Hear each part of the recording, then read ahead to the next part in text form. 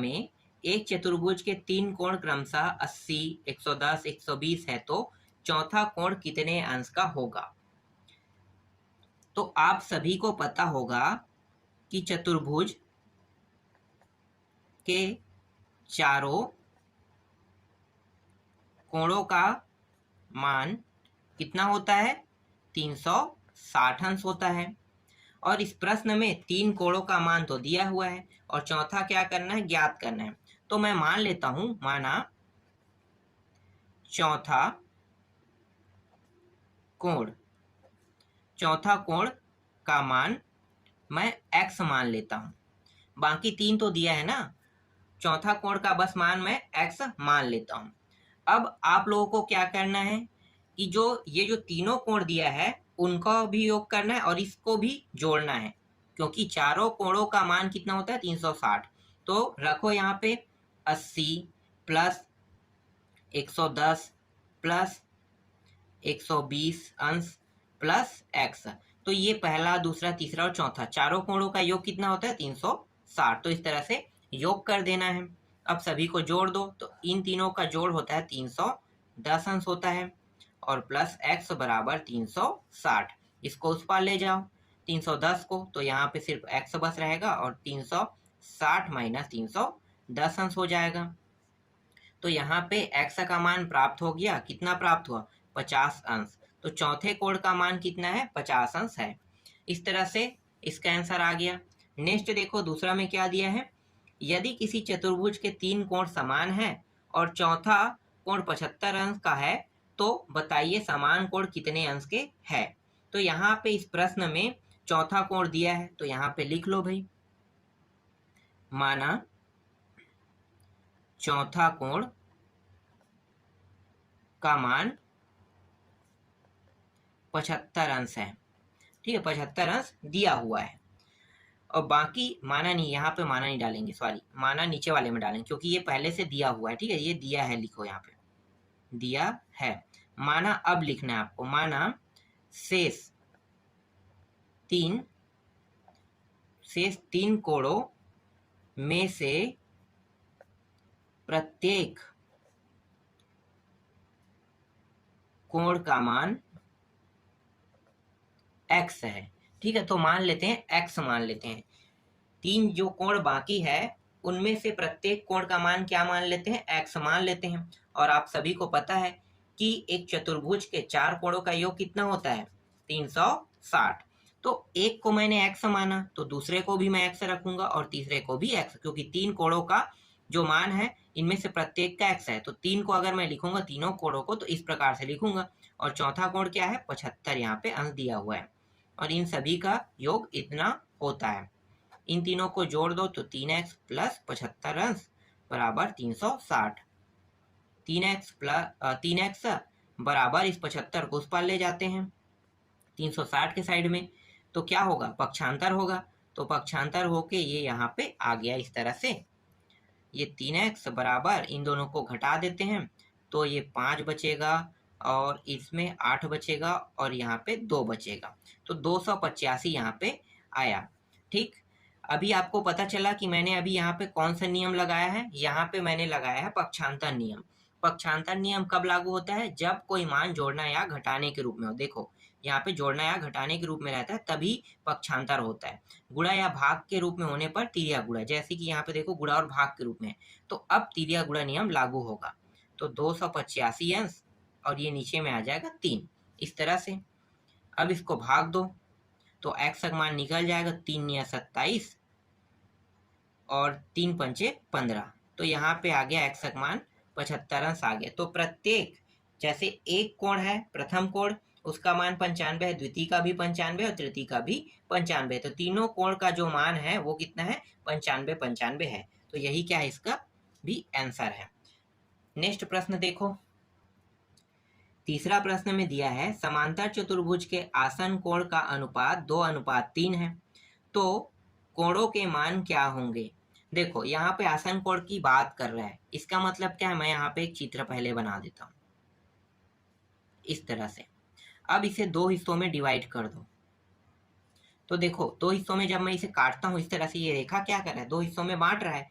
तो बांटने के बाद आपको कितने कोण दिखाई दे रहा है एक हिस्से में? देखो, तो इस हिस्से में 2 कोण, इस हिस्से में भी 2 कोण, और दूसरा वाला हिस्सा में भी 1 और 2 कोण दिखाई दे रहे हैं। तो ये जो 2 कोण दिखाई दे रहे हैं ना, इसी को हम कहते हैं आसन कोण कहते हैं। क्या कहते हैं? आसन कोण। समझ में आ गया? 2 हिस्सों में बांट देते हैं। तो यहाँ पे आपको लिखना है समांतर चतुर्भुज के आसन कोणों का योग, समांतर चतुर्भुज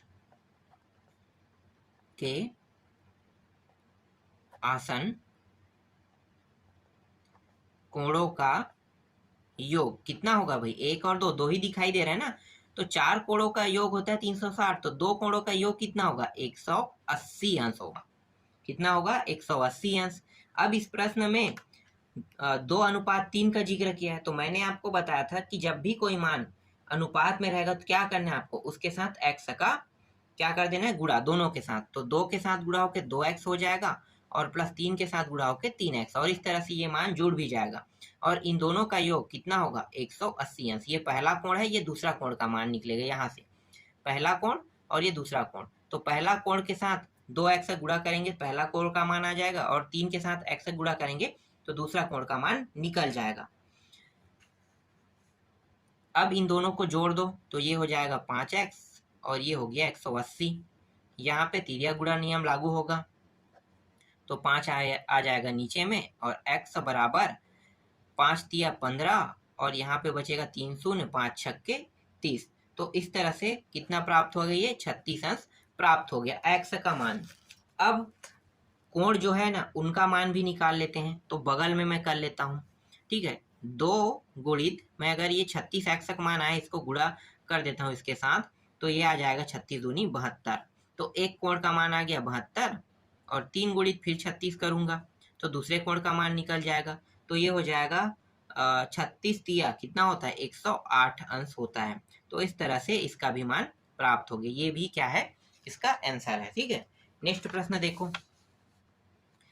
इसके बाद नेक्स्ट देखना है हमें, चौथा प्रश्न देखना है ना। तो चौथा प्रश्न में क्या दिया है? चौथा प्रश्न में दिया हुआ है कि किसी चतुर्भुज का एक कोण समकोण है और अन्य कोण का अनुपात 2:3:4 है, तो उन कोणों के मान क्या होंगे? देखो, एक तो स्पष्ट कर दिया है कि एक कोण क्या होगा? समकोण। तो मैं यहाँ पे लिख लेता हूँ जो दिया है उसको। ठीक है, तो समकोण, तो यहाँ पे लिखो समकोण का मान। आपको पता है कि समकोण का मान कितना होता है? 90 अंश होता है। ठीक है, तो समकोण का मान होता है 90 अंश, जो प्रश्न में समकोण के नाम से जिक्र किया है। तो समकोण का मान हमेशा 90 अंश ही रहता है। अन्य कोणों का मान रख लेते हैं, तो अन्य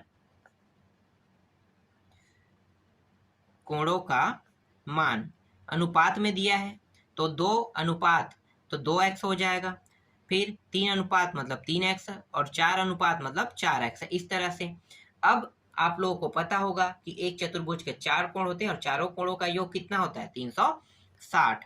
तो यहाँ पे सभी को जोड़ देते हैं, तो इन सभी को जोड़ो, 2x plus 3x plus 4x plus इस 90 को भी जोड़ो, क्योंकि एक कोण का मान 90 भी है, और इन चारों कोणों का योग होता है 360।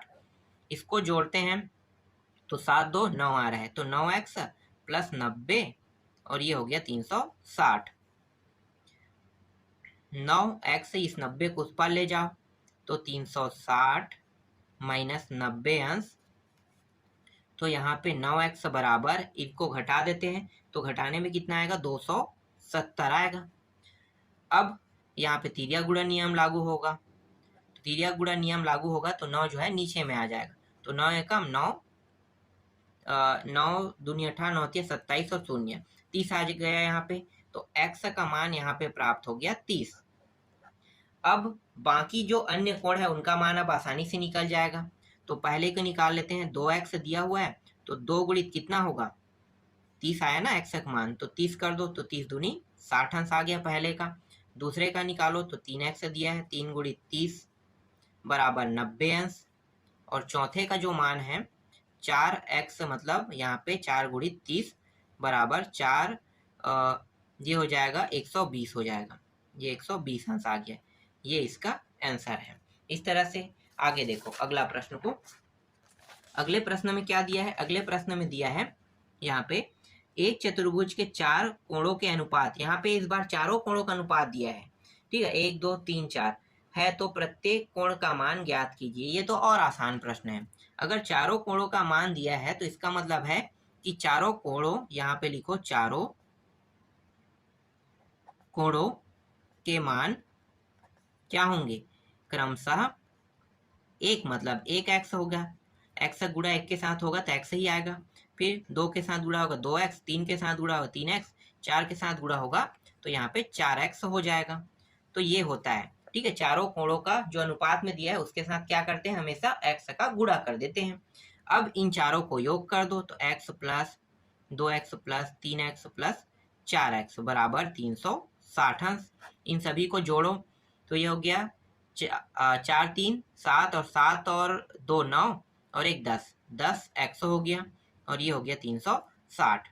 x को यहीं पे रहने देते हैं और 10 जो है ये कहाँ पे आ जाएगा, नीचे में। क्यों नीचे में आ रहा है, क्योंकि यहाँ पे तिर्यक गुणा नियम लागू हो रहा है। तो x का मान कितना प्राप्त हो गया, यहाँ पे 36 प्राप्त हो गया। अब आसानी से इसके मान को निकाल सकते हैं, निकालो। तो यहाँ पे एक तो निकल गया है x का मान, देखो इसका मान डायरेक्ट आ गया 36। तो दूसरा को निकालते हैं तो 2 गुणित 36 करो, तो 2 गुणित 36 करेंगे तो ये हो जाएगा 72 अंश हो जाएगा।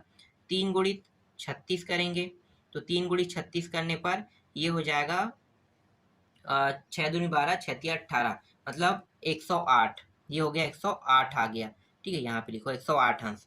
फिर 4 गुणित 36 बराबर 4 गुणित 36 करेंगे तो ये प्राप्त हो जाएगा 144 अंश प्राप्त हो जाएगा, ठीक है। ये 108 और ये वाला काट देते हैं, ये 72, 108 और 144 इस तरह से प्राप्त हो गया। अब देखो अंतिम प्रश्न देखते हैं। अंतिम प्रश्न में क्या दिया है, एक समांतर चतुर्भुज के आसन कोण क्रमशः x और x प्लस 20 है, तो प्रत्येक कोण का मान ज्ञात कीजिए। सेम वही बात कर रही है, आसन कोण की बात मैंने आपको समझाया था ना। आसन कोण वाला तरीका क्या है, इसे 2 हिस्सों में डिवाइड कर दो, ठीक है। तो 2 हिस्सों में जब डिवाइड कर देंगे तो आसन कोण का योग, मतलब इन दोनों का योग कितना होगा, इन दोनों कोणों का योग होगा 180। तो यहाँ पे लिखो आसन कोण का योग बराबर 180 अंश। और प्रश्न में दिया है x दिया है एक कोण का मान और दूसरे कोण का मान x प्लस 20 दिया है। तो इस तरह से इन दोनों का योग 180 अंश होता है। तो x प्लस यहाँ पे x और ये 20, कोष्ठक हटा देते हैं और ये हो गया 180। इन दोनों को जोड़ो तो ये हो जाएगा 2x और ये 20 बराबर 180। इस 20 को उस पार ले जाओ तो ये हो जाएगा 180 अंश माइनस 20। तो 2x बराबर यहाँ पे प्राप्त हो गया 160 अंश। तो जो है तिर्यक गुणक रूप में है, इसका मतलब 160 अंश अपान यहाँ पे हो जाएगा 2। तो x बराबर 8 शून्य, यहाँ पे 80 प्राप्त हो गया, ठीक है। तो x का मान यहाँ पे 80 प्राप्त हुआ, तो एक कोण का मान तो प्राप्त होगा 80।